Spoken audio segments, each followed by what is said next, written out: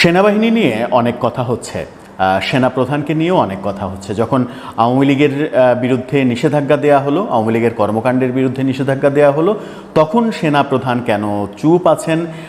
এটা সেনাপ্রধানের জ্ঞাতসারেই হলো, তার মতামত নিয়েই হলো, নাকি তার মতের বিরুদ্ধে হলো? এরকম নানা রকমের আলোচনা সামাজিক যোগাযোগ মাধ্যমে হচ্ছে।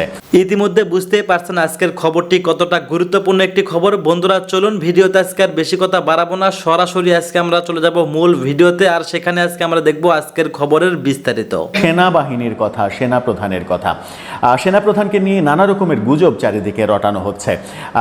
গুজবের মধ্যে রয়েছে সেনাপ্রধান সাম্প্রতিক সময়ে আমেরিকায় সফরে যাওয়ার কথা, কিন্তু তিনি তার সফর বাতিল করেছেন। অতি উৎসাহীরা বলার চেষ্টা করছেন সেনাপ্রধানকে তার পদ থেকে সরিয়ে দেওয়া হচ্ছে। আবার আরও বেশি অতি উৎসাহীরা বলার চেষ্টা করছেন এই সরকার নাকি পুনরায় আবার রাষ্ট্রপতিকে সরিয়ে দেওয়ার ব্যাপারে নীতিগত সিদ্ধান্ত নিয়ে ফেলেছে, এখন সেটা বাস্তবায়ন হতে বাকি। নানা রকমের গুজব, প্রোপাগান্ডা, আলোচনা সামাজিক যোগাযোগ মাধ্যমে ভরপুর।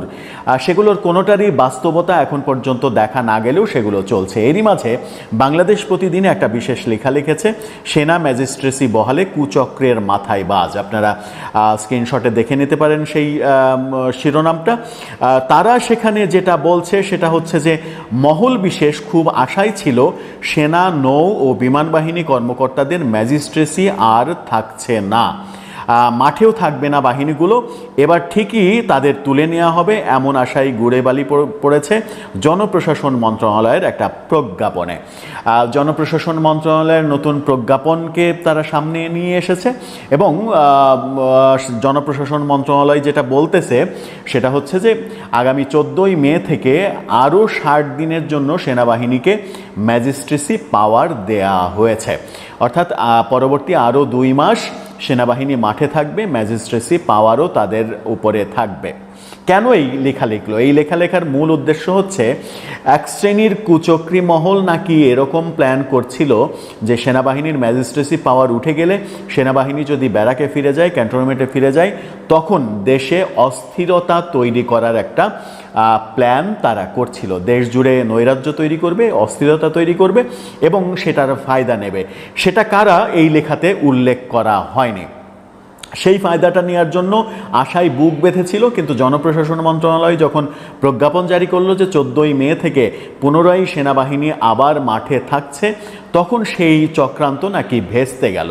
কিন্তু এই ধরনের চক্রান্ত কারা করবে? এদিকে এই উদাহরণও দেয়া হচ্ছে। সম্প্রতি সেনাপ্রধান গত 8ই মে সেনাপ্রধান ডিফেন্স কলেজের একটি অনুষ্ঠানে বক্তব্য দিয়েছেন এবং সেই বক্তব্যে তিনি সেনাবাহিনী, সেনা অফিসার, 3 বাহিনীর অফিসারদের যে বিশেষ প্রশিক্ষণ শেষে সনদ প্রদান, সেখানে অফিসারদের আগামীতে কি করতে হবে, কি করণীয়, কি ব্যাপারে সজাগ থাকতে হবে, সেই ব্যাপারে ঠান্ডা মাথায় অর্থাৎ কুল হেডেড কিছু পরামর্শ দিয়েছেন, মাথা গরম না করে।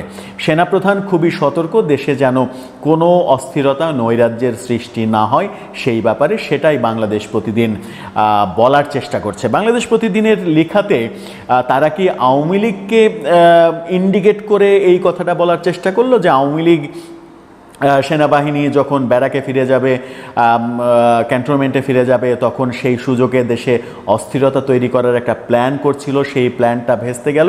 হতে পারে তাদের ইন্ডিকেটটা আওয়ামী লীগের দিকেই যেতে পারে, কারণ এই মুহূর্তে দেশে অস্থিরতা তৈরি করতে পারে, দেশে নৈরাজ্য তৈরি করতে পারে, দেশে নৈরাজ্য তৈরি করে এক ধরনের ফায়দা লুটতে পারে, এরকম অভিযোগের তীর আওয়ামী লীগের দিকেই যাওয়ার কথা।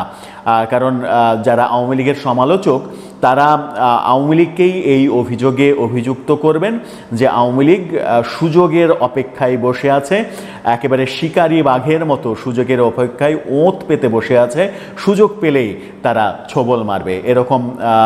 এরকম ভাবনা, এরকম লেখায় ইঙ্গিত এটা থাকতেই পারে।